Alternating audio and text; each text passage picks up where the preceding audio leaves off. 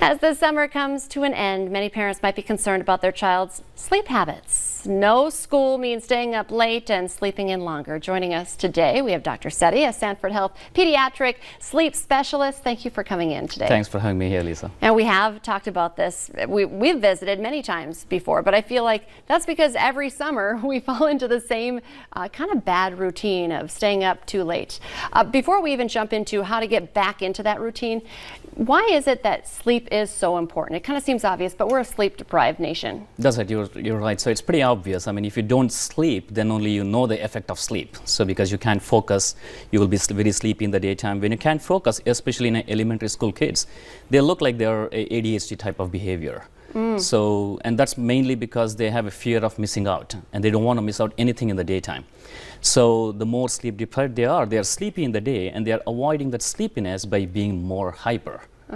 Okay, I kind of didn't realize that. That makes sense. Nobody wants to be diagnosed with ADHD. That's so right. If you're just sleepy, that's not a good thing. So, okay, we have a couple weeks left before classes start. How can parents help their kids get into a better routine?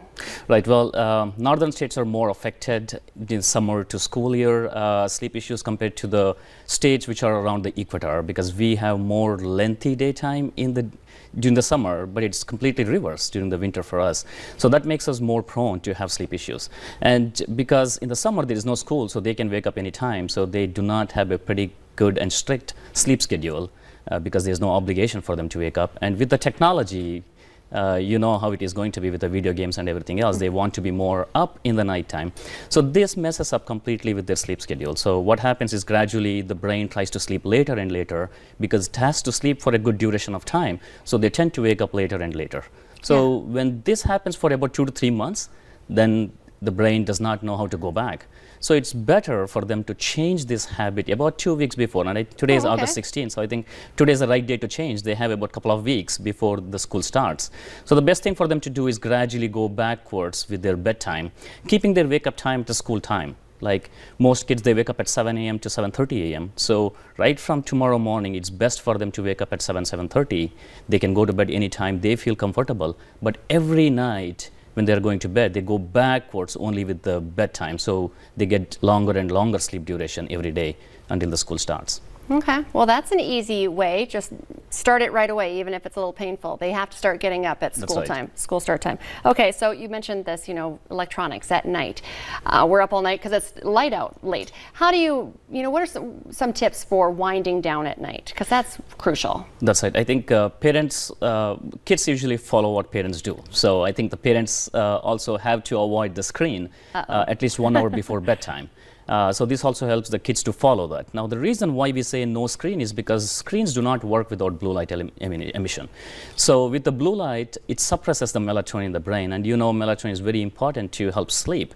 So without melatonin, it's going to be very hard for the brain to understand, is it the sleep time or not? So blue light with the technology is very important to be avoided at least 1 hour so that the brain understands, okay, this is a sleep time, there is no blue light. So instead of using a blue light in the night, the other thing they could do is use the blue light in the morning, and that's why most kids have a bright light or a blue light in front of them when they wake up in the morning. And if they are exposed to for about 20 minutes to an hour every day, all the sleep chemicals in the brain will be suppressed when they wake up in the morning, so they won't be as sleepy in the day. Okay, well, the phone, I knew you were going to say that, or tablets, it's like a big focus for getting rid of that at least an hour before you go to bed. Some other adjustments maybe that could be made to the bedroom? Bedroom environment is very important because it needs to be conducive to sleep. And I see many kids in the clinic, and they talk about, their bedroom is not quite safer for them to sleep.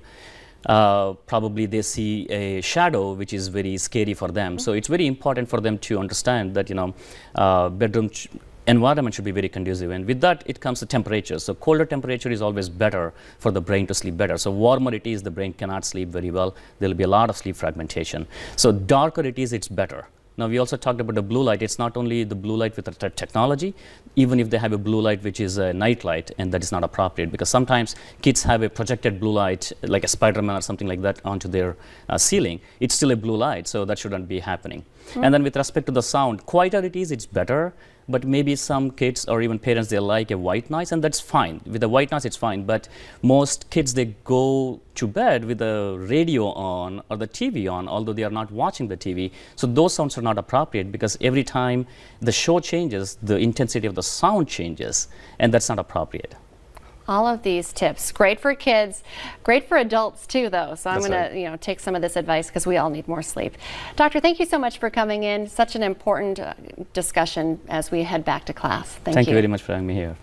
Stay with us. Coming up next, we're going to head back out to Rose Creek Golf Course. Don't go anywhere.